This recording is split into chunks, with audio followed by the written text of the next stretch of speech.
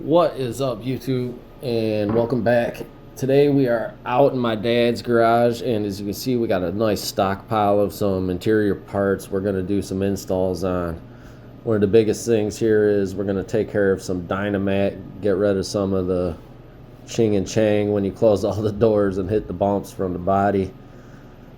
Not sure how much this is going to take. We ordered 3 boxes at 36 square feet each, and I'm hoping I get to send some back, but you know how that goes. So I'm gonna start getting this all jammed in here, and at the end we'll see how much Dynamat it takes to fill a 1962 F100.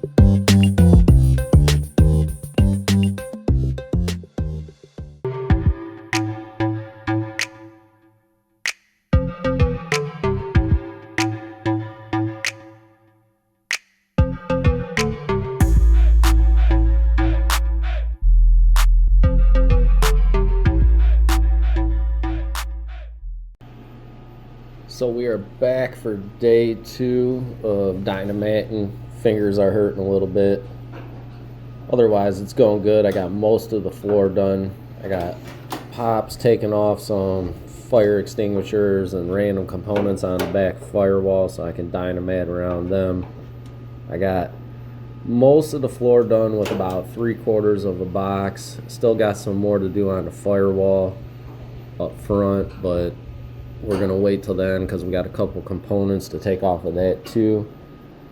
So today I'm gonna, like I said, try to finish up the doors and the back wall here and hopefully get this all closed out today.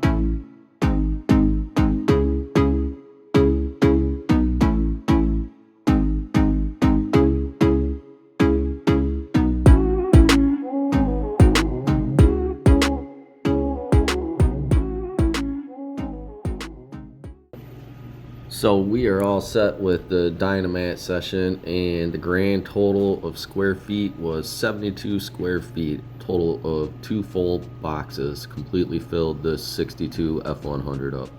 So if you're working on a 61 to 64 F100, you're gonna need 72 square feet exactly. We still got a bunch of upgrades to put into this interior, like some carpet, LED lighting, and trim panels. Once we finish up with that, I'll probably hop back on the Ranger and start welding and grinding back on that cowl. Just wanted to say thanks to everybody that's been subscribing, and I'll see you next time.